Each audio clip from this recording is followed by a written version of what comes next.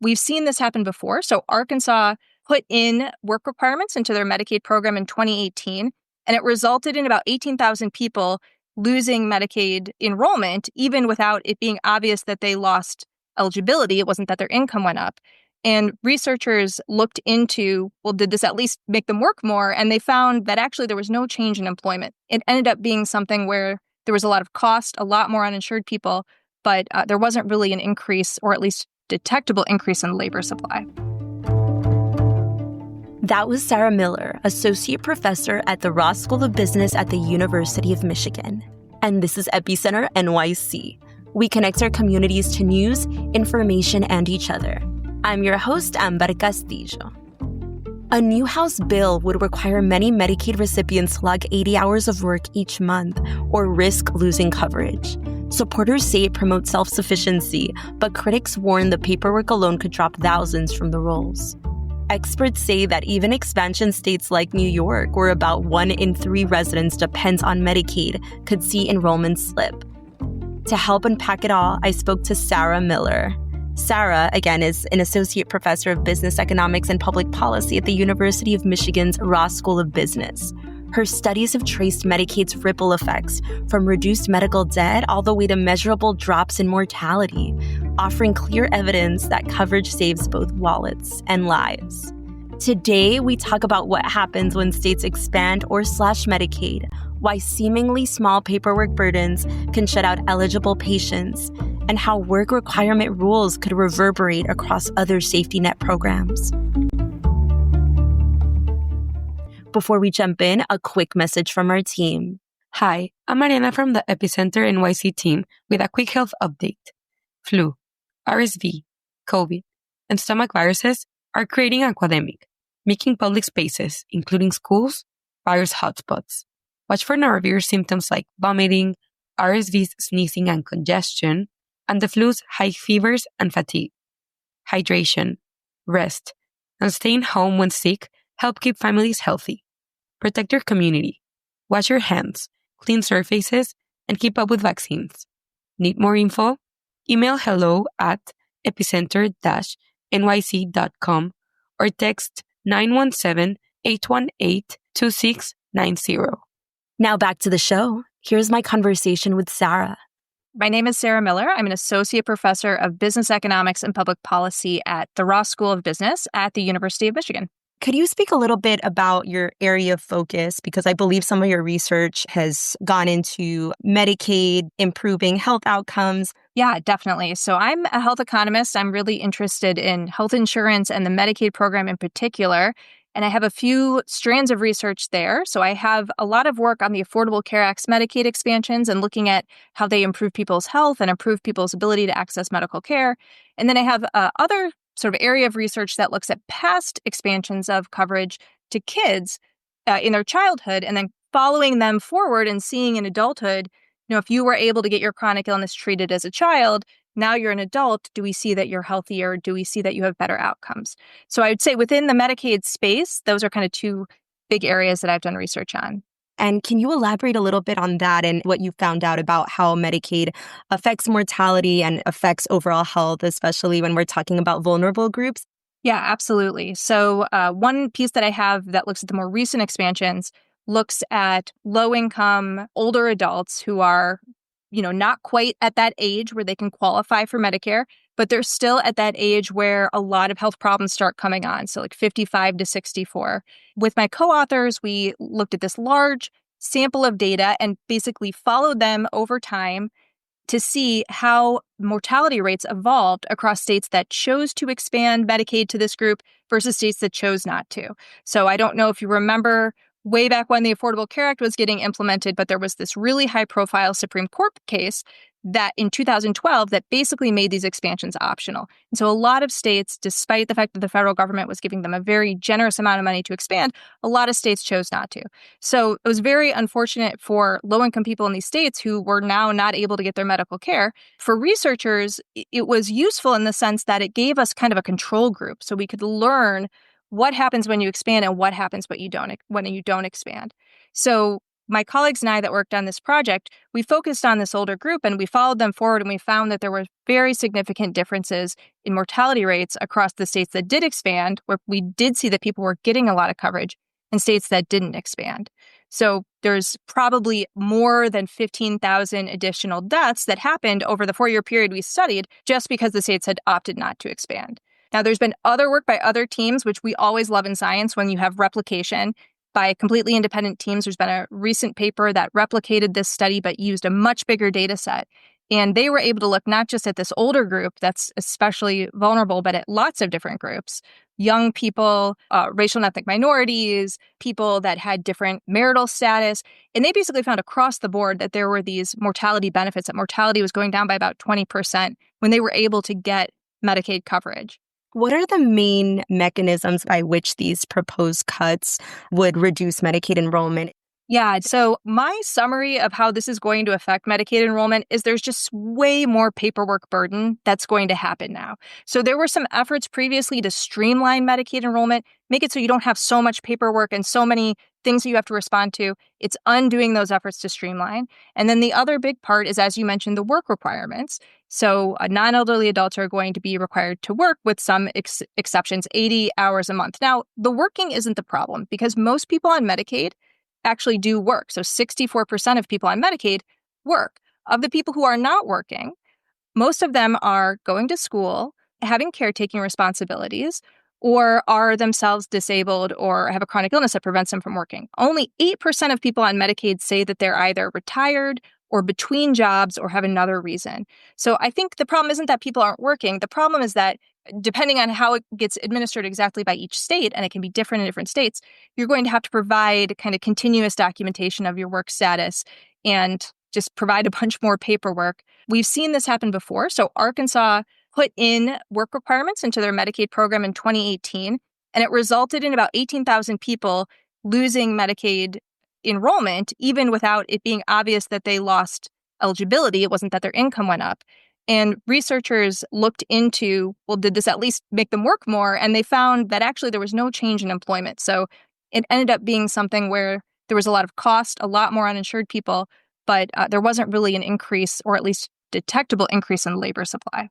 And when researchers looked at that, it sounded like it was primarily because of that burden of paperwork, not necessarily because they were working more. So then, therefore, because of the work requirement, therefore, they would lose eligibility. Yeah, I mean, that was my interpretation. I mean, you could imagine the best case scenario for work requirements is there's a lot of people who could work that aren't. This kind of motivates them to get a job, and then they have more economic self-sufficiency, and that's like a great outcome. I think in the Arkansas situation, that didn't happen. It didn't look like people were working more. They were just more uninsured people. If this does pass and there is that workforce requirement and there is the exception around people with disabilities who aren't able to work, are there any indicators that would be expansive? Yeah, I'm just wondering if there's any information around that. Yeah, so with the Medicaid program, a lot of times the federal government passes these rules, and then it's up to the states to kind of decide the very specifics of how they get implemented. So I think we don't know yet. My guess is that different states are going to do different things. And in some states, it's going to be more restrictive and maybe more burdensome. I believe I remember from the Arkansas example that you had to report every single month. You know, you had to put your proof of work, right? Some states might say, well, every 3 months, or they might be very expansive in their definition of who doesn't have to fulfill these requirements. So I think it's really going to vary by state, and we're going to have to see what the actual language is and the regulations when it finally gets passed. Yeah. And how would these cuts affect other safety net programs? Often a lot of folks who depend on Medicaid also depend on SNAP. What do you see those ripple effects as being?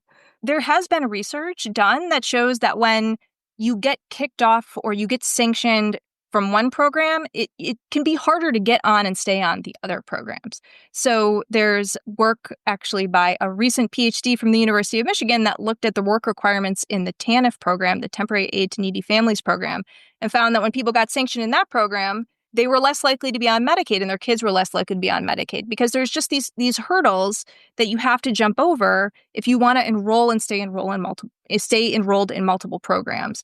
And so I think there are going to be these spillovers across programs that when people lose their access to medical care, they might also be losing some of their food support or some of their other programs that they need to make their lives work. Got it. And since our main audience are New Yorkers, how would you recommend New Yorkers who rely on Medicaid or SNAP, what would you recommend they do to prepare for possible changes or loss of coverage? I think at this point, there's not much to do on a personal basis, except to the extent that you might want to contact your representatives and tell them that you don't agree with having very onerous work requirements and that's, as a constituent, that's not something that you support. But I think at this point, the details are still coming in. But I would certainly say once we have the details, just having to be hyper aware of what are the new rules, keeping an eye on your mailbox and making sure that if something comes in the mail that says you have to certify employment, that you do that right away. Unfortunately, it's just going to take a lot more attention and a lot more focus on detail. And I know people have complicated lives. They have kids, they have jobs, and I know it can be difficult. But unfortunately, I think if the bill ends up being enacted the way that it's written, that's going to be your best strategy. Yeah, and I know one of the main arguments around this is where elected officials are attacking fraud and abuse. What do we actually know about the rates of fraud and abuse in Medicaid, and how do they compare to other federal programs? Is there any indication that there's a problem? Yeah, that's a great question. So I'm sure that just like in Medicare, just like in private insurance, there probably is some fraud, unfortunately, right? Like that's the world we live in. Some people are dishonest. But the Medicaid program has a lot of parts of it that are focused on preventing and identifying fraud. So, for example, every state is required to have a Medicaid fraud control unit that looks through claims, tries to see if there's fraudulent claims, and prosecute people that are committing fraud. The federal government also does audits of payments made through the Medicaid program and to see if these payments have been made properly. The last audit found that 95% of the payments made through the Medicaid program were properly made. There was no concern. 5% were considered improper payments, but I want to be clear here that improper payment does not mean fraud. A lot of times, improper payment means the paperwork wasn't submitted correctly. There was some administrative step that got missed. I mean, I don't know if you've ever had the experience of going to the doctor and getting some procedure, and then the insurance company says they're not going to pay for it. And then you call the doctor, and the doctor says, oh, we forgot to write the diagnosis code on the claim, or, Yeah. that kind of paperwork hassle. 80% of those quote unquote improper payments fall in that category. So I don't want anyone to be defrauding the government. I'm a taxpayer, right? But I don't think there's any reason to think that Medicaid is a particularly bad case where there's rampant fraud that no one's doing anything about. In fact, Medicare, which is another government health insurance program that serves the elderly regardless of income, actually has a higher rate of improper payments than Medicaid. So I don't think it's hard to know for sure how much fraud there is because fraud is illegal. And of course, people doing it are probably trying to hide it. But I don't think there's any reason to think that there's especially high rates of fraud in Medicaid. How would you say undocumented immigrants are currently served by Medicaid? And if these changes go through, how might they affect them? Medicaid is a state-federal partnership program where states put in some money and then the federal government puts in some money. And then they use that kind of collection of money to pay for this health insurance for vulnerable people in each state. So I want to be clear that partnership program, undocumented immigrants are not allowed to enroll in it. They're not allowed to enroll. Actually, most lawfully present immigrants are also not allowed to enroll in it. There's a lot of restrictions on non-U.S. citizens enrolling, and Medicaid is a state-federal partnership.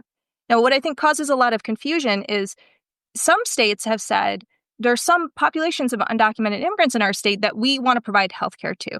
And using their own state funds, not taking money from the federal government, but using their own state funds, they have developed programs to cover those populations. So there are 14 states, New York included, for example, that uses its own state funding to cover kids who don't have legal immigration status. They've been brought to the state by their parents. And, New York and other states say, look, we're going to use our own tax dollars. We're not going to take any money from the federal government. And we're going to use that money to cover certain groups of undocumented immigrants. So 14 states cover kids. So it's not even like that many states are covering these undocumented populations. But that's not coming out of this federal program. Yeah. Is part of the new bill saying that the government basically wants to penalize states that are doing that are paying out of their own tax base to cover these groups by reducing the money that they give them for other groups. So I think it remains to be seen how that plays out with state budgets, if they can take the hit to get the less money for their other groups while still maintaining their coverage of certain undocumented groups. I do think kids are excluded, so I think kids can still be covered without being penalized. But other groups of undocumented immigrants, there is this penalty built into the bill if states choose to do that with their own money. Can you say anything about, if this does go through, some of the potential ripple effects of Medicaid cuts for local emergency rooms and hospitals, especially in a place like New York City? I am hearing anecdotally that there's already, because of fear around immigration policy, there's already a lower utilization of Medicaid patients going to some of our even big private hospitals. Yeah, I think there definitely could be some ripple effects. I mean, one thing we know from research is that when there are more uninsured people who don't have Medicaid or who don't have other types of insurance, hospitals tend to have to provide more uncompensated care. So we have a law called EMTALA, the Emergency Medical Treatment and Active Labor Act, which says that if someone shows up at the hospital and they're having an emergency, you have to treat them kind of regardless of their ability to pay. So I think there's the concern that if a bunch of people are no longer able to stay on Medicaid because of these new work requirements or because of the additional paperwork, hospitals are going to have to end up providing a lot of uncompensated care. And so a lot of hospitals are working with really thin profit margins. They're not making a ton of money over their operating costs. And I think that this could be difficult for them. I don't know the specific market in New York City, but I know where I live in Michigan, there's a lot of concerns about hospital closures and what that is going to do to access more generally in the state. And I think it's something to kind of keep in mind, that the people that get kicked off of Medicaid, a lot of them are still going to be in car accidents, or they're still going to have heart attacks, and they're still going to end up in hospitals, and they're going to get treatment. And I think that can be difficult for the hospitals. And what would you say are the biggest misconceptions about Medicaid and these proposed cuts that you're hearing? I think there is the perception that getting health care is something that people are getting over on us, that they're getting this great advantage and they're not working and they're just enjoying healthcare. And a lot of it sounds like some of the discussions of cash welfare that happened, a long time ago. And, just to me, I think it's really interesting to think about, this is healthcare, right? Like this isn't money I'm giving you when you're going and you're buying things that are unnecessary, right? Like this is needed medical care. We know it's needed medical care because we see when people can't get it, mortality rates go up. So, I think that the idea that this is some luxury that we're giving people, this kind of basic medical care, is kind of coming out in some of these ideas, like having work requirements or trying to make it more difficult for people to stay on the program. Yeah. And is there anything we didn't go over that I didn't ask that you think I should be asking or looking into? One thing I'd leave you with is, we talked a lot about the health effects of Medicaid, which are really important, but there's another piece of having insurance in the United States that is really salient to families, and that's the financial piece. So if you're in some kind of car accident, you have some unexpected illness, you might be in the emergency department and you might be getting a bill for $5,000, $10,000. That can be a huge hit to a household's personal finances. And we know that when people gain Medicaid coverage, bankruptcy rates go down, other financial outcomes improve. And, I think that's good for the families who aren't now stressed out about their finances. But the other side of every unpaid bill is a provider that didn't get money for the service that was provided. So I think that financial piece is really important, along with the health piece. If Sarah's research resonated with you, make your voice heard by calling or emailing your state and federal representatives. Let them know what Medicaid coverage or the loss of it means for you and your community. If you have questions about today's episode or need help navigating potential policy changes, drop us a note at hello@epicenter-nyc.com. That's all for today. Thanks for listening, and thanks for supporting us as we do our best to support our community. We couldn't do it without you. Our intro music is All the Pretty Horses by Karavika. You can find more of their music on their website, linked to in our podcast description.